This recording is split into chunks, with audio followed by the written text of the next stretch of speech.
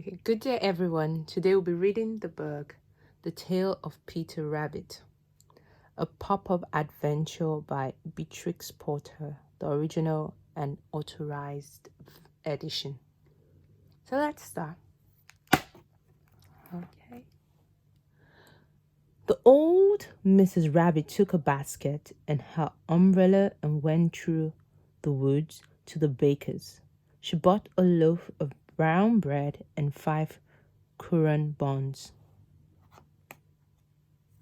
Now run along and don't get into mischief. I'm going out, she said to who? Peter Rabbit. Run along and don't get into any mischief. Okay, next. Flopsy, Mopsy, and Cottontail, who were good little bunnies, went down the lane to gather blackberries. But Peter, who was very naughty, ran straight away to McGregory's garden. See? And squeezed under the gate. First, he ate some lettuce and some French beans, and then he ate some radishes. And then, feeling rather sick, he went to look for some palsy. But round the end of the cucumber frame, whom should he meet but who? Mr. McGregor. He meets Mr. McGregor there. Mr. McGregor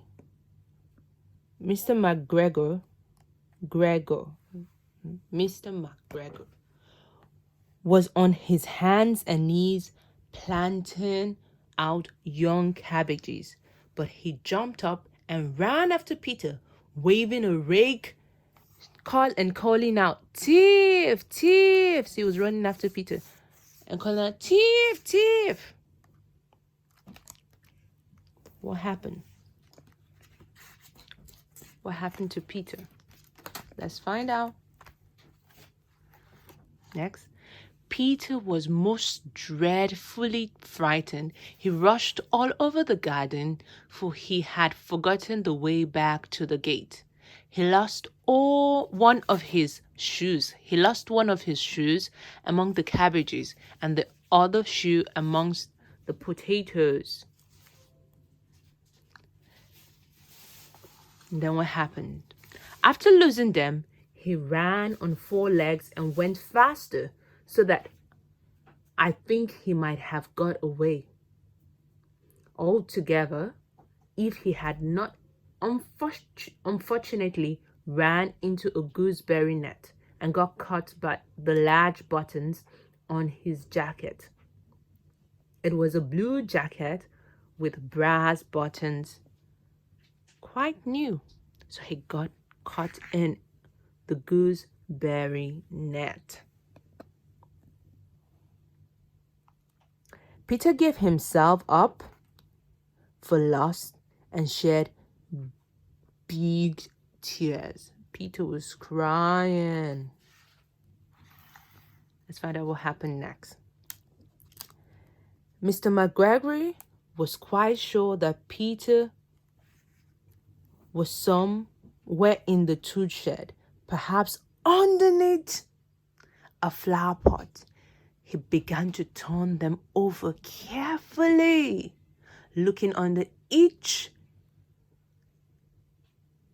Presently, Peter squeezed Kettle's shoe. Mr. McGregor was after him in no time. Mr. McGregor came up in with a sieve. Can you see? He came with a sieve, which he intended to pop upon the top of Peter. But Peter wiggled out just in time, leaving his jacket behind him. So he wiggled out just in time. Peter wiggled out just in time, leaving his jacket behind. And he rushed into the tool shed and jumped into a can. It would have been a beautiful thing to hide in if it had not so much water in it. Oof, Peter must be wet.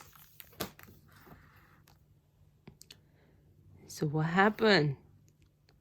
Well, you can see Mr. McGregor trying to find Peter under the flower vases. He tried to put his foot upon Peter, who jumped out of the window, upsetting 3 plants. The window was too small for Mr. McGregor, and he was tired of running after Peter. So what did he do? He went back to his work. Mr. McGregor went back to his work. Peter sat down to rest. He was out of breath and trembling with fright. He had not the least idea which way to go. Also, he was very damp with sitting in that can.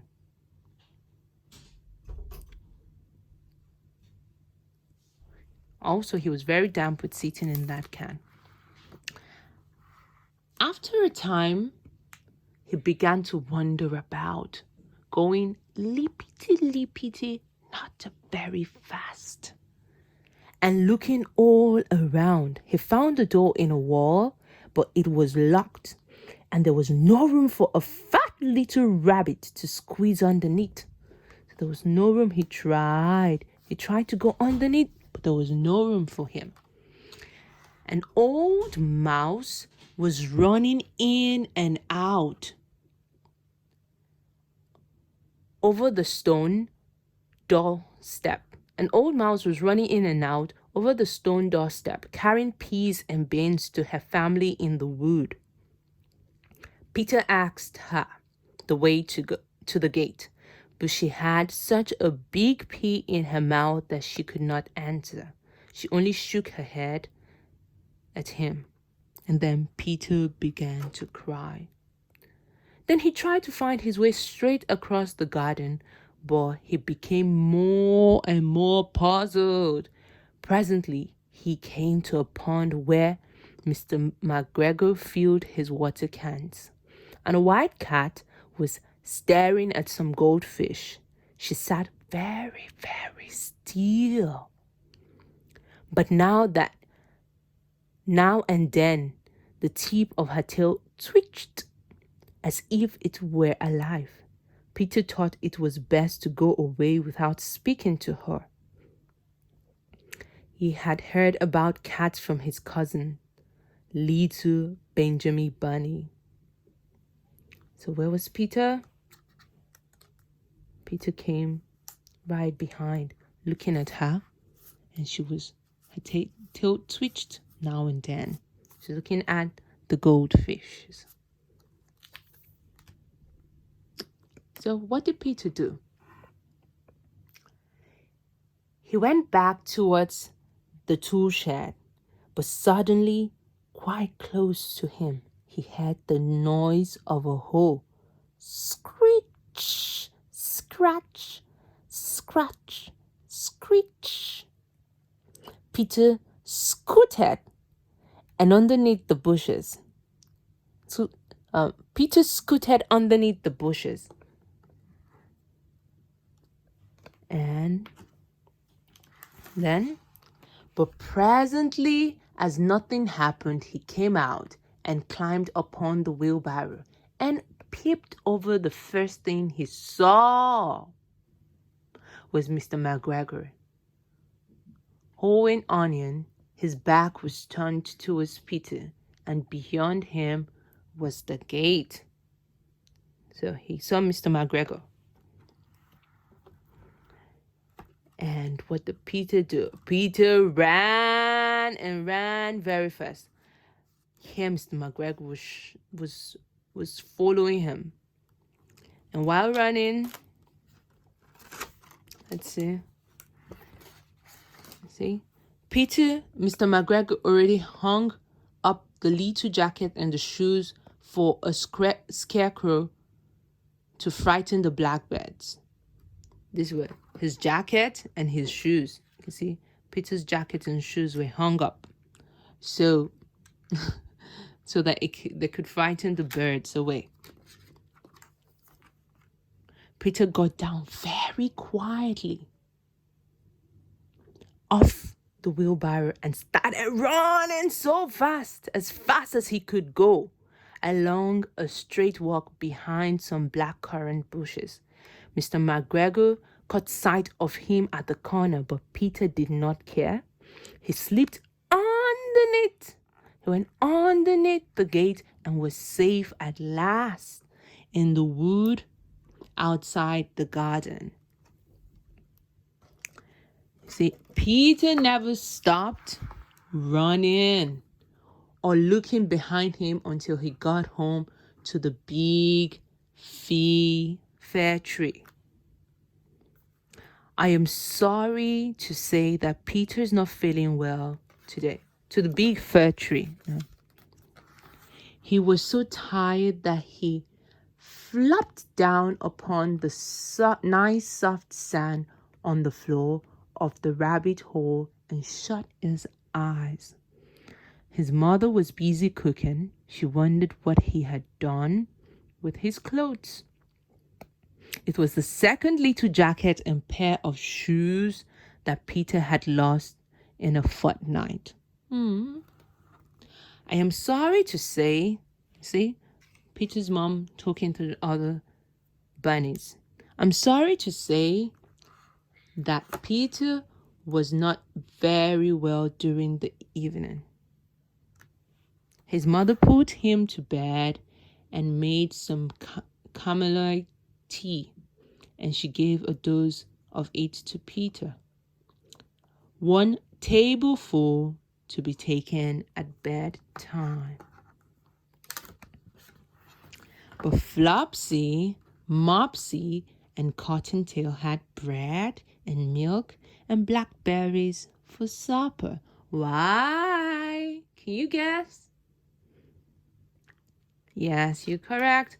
Because they listened to mommy. Okay, well, that brings us to the end of our book today. Hope you had fun reading with me. Thank you for joining me today. Bye.